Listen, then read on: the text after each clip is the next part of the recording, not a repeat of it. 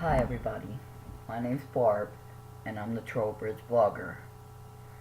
I hope you can hear this video because I have a little problem with sound. So, first thing I want to say is I got this sent to me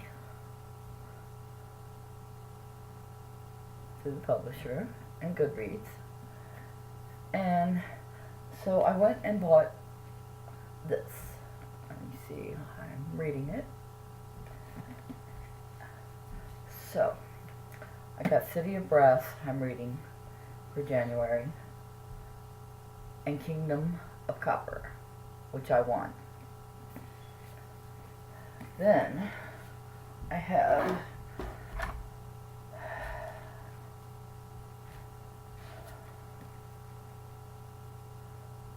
Grace Burrows, My One and Only Duke, which is a historical fiction. It says 1 minute London banker Quinn Wentworth is facing execution. The next he's declared long lost heir to a dukedom. So that sounds pretty good. I'm only going to give a short statement because I got a lot to go through, and I have a giveaway that I'm doing, and I'm going to link everything and get it done before midnight, which I don't think I'm going to make it. I think I'm already right before the time. Okay, so I have this, The Silent Wife. Laura's life looks perfect on the surface. Gorgeous doting husband, Massimo. Massimo is not what he seems. And then there's Maggie, who is her new sister-in-law, married her brother Nico. This is a story about domestic abuse and living through it and finally getting away from it, and friendship between two women and relationship between two brothers. And next I have The Hunting Party. Now, The Hunting Party, let me read what it says on the back, because this is what got me. A New Year's reunion in a remote Scottish wilderness. The beautiful one, the golden couple, the volatile one, the new parents, the quiet one, the city boy, the outsider. One of these friends is a murderer, and one won't make it out alive. Join the party now. Beautiful cover, beautiful, and it feels so nice. It's got that buttery feeling and raised letters. I could read this cover if I was blind. Okay, now I have Willa and Hesper. This is an LGBTQ romance between two girls, and I've read a little bit of it. It starts off with one of the girls being assaulted in a park, sexually assaulted, but not raped, just molested. And then these two girls start talking, and they become friends, and they develop a relationship, which the relationship kind of starts exactly at the same time as the friendship. I mean, it's a little love story, but it says that Willa's darkness enters Hesper's light late one night in Brooklyn. There's a whirlwind romance until Willa starts to know Hesper too well to crawl into her hidden spaces, and Hesper shuts her out. She runs following her fractured family back to her grandfather's hometown of Tbilisi, Georgia, looking for the origin story that he is no longer able to tell. But once in Tbilisi, cracks appear in her grandfather's history, and a massive flood is heading towards Georgia, threatening any hope for repair.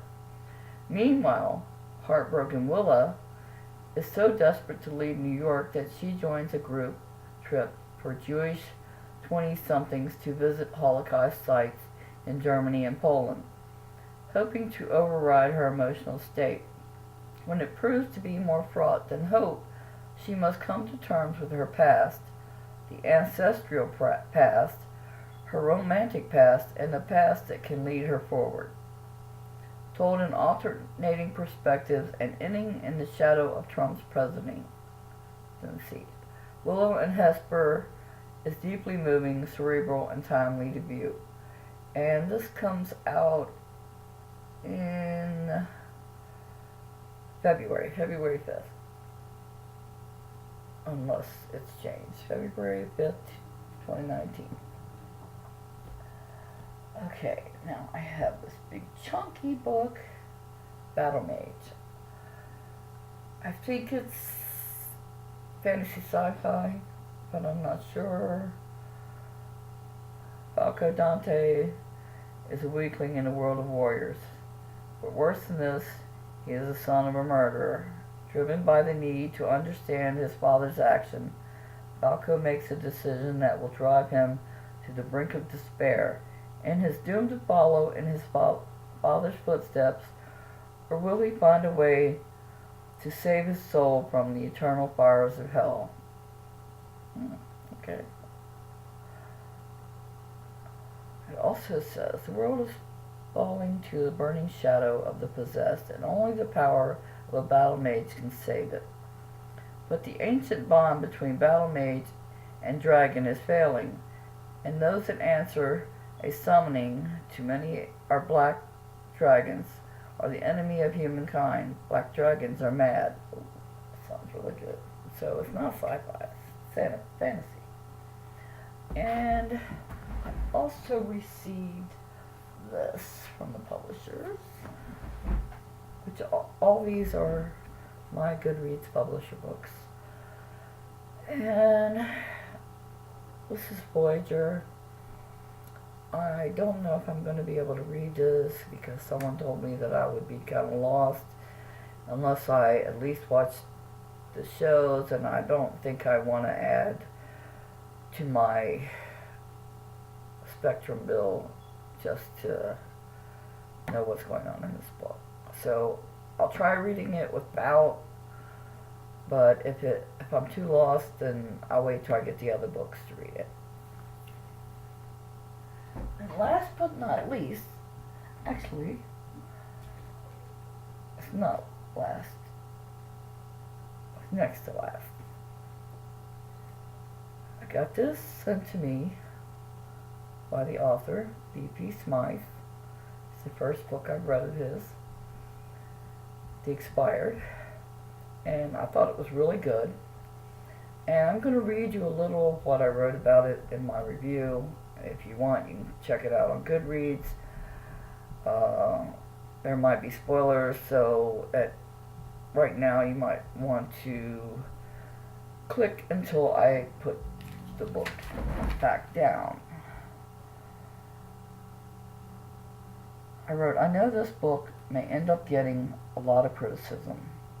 The story contains raw language that can be expected from bigoted, prejudiced minds. But being the mother of a gay child, I thought it portrayed accurately the horrible treatment and abusive language from family members and others in a gay person's life. It has to be a horrible feeling. I found this boldly refreshing. I hate it that everyone is bashing books that show the reality of the world and the evil people that live upon this earth. Sir Geoffrey is not a nice person and cannot stand that his son is gay and living with his rock star boyfriend, who is also black. This burns his prejudiced ass up. Sir Geoffrey believes the scandal would ruin him. It seems Sir Geoffrey is also knee-deep in dirty deeds. But he knows how to deal with problems. He can make them disappear. Francis Hodder is a transsexual who preys on men. Abused by his father from an early age, Someone along the way, Francis turns into Roxanne. Roxanne was his dead sister. Maybe he just couldn't live without her. Maybe Daddy turned him into her. The mind is a tricky place. And Francis, is Francis a bad guy deserving of empathy? If not for his suffering from personal abuse, would he even be a bad guy? Hate turned inward isn't always recognized by oneself. Martin Lavender, Assassins. Spoiler alert. In Chapter 6, there is a small scene that could have come from Mario Puzo's The Godfather. A gun is hidden behind an old-fashioned toilet with a box chain. I think the gun should have been hidden somewhere else. Just my opinion. Most of the story seemed fresh and original except for this part. Characters I hate, Sir Joffrey and Martin Lavender. Characters I love, Francis Hodder and Isaac Constantine.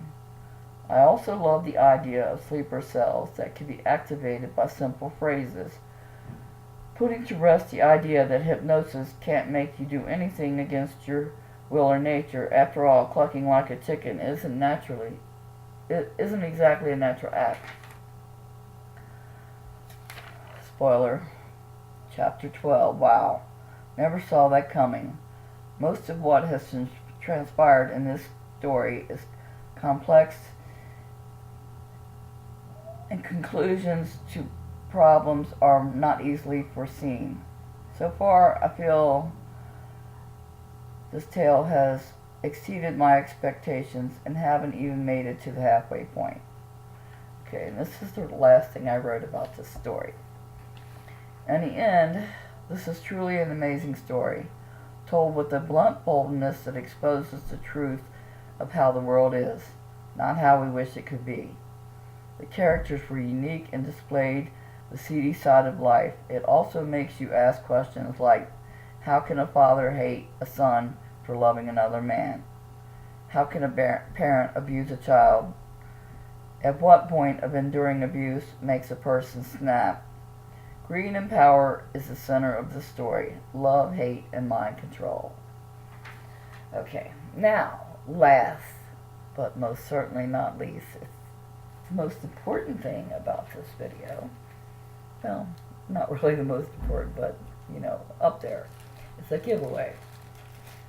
I'm having a giveaway on Rafflecopter, and if you look in the comments below, you can find the link, and also I linked it on Twitter and on my Facebook, if you're on my Facebook.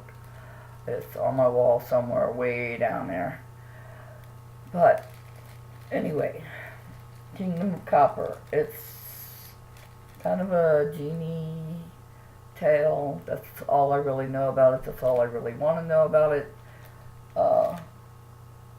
As I showed you, I bought the first book. I got this one for free, and I bought The City of Brass so that I could read all the way through. And this is my copy. So I'm not giving away my copy, I'm keeping my copy. I was just lucky enough for them to send me two, and I would like to thank the publisher and the marketing campaign. It's from Voyager. And thank you very much. I love it. I can't wait to read it. And if you like my video, I know it's somewhat out there. I'm not a great editor. I know nothing about it. So I just film it and I post it.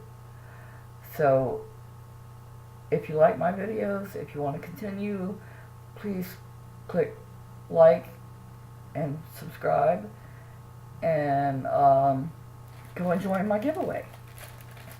I'm sure a lot of you read the first book, so you might want this. And good luck to everyone. Thank you very much. Trollbridge Blogger, signing off. Till next time.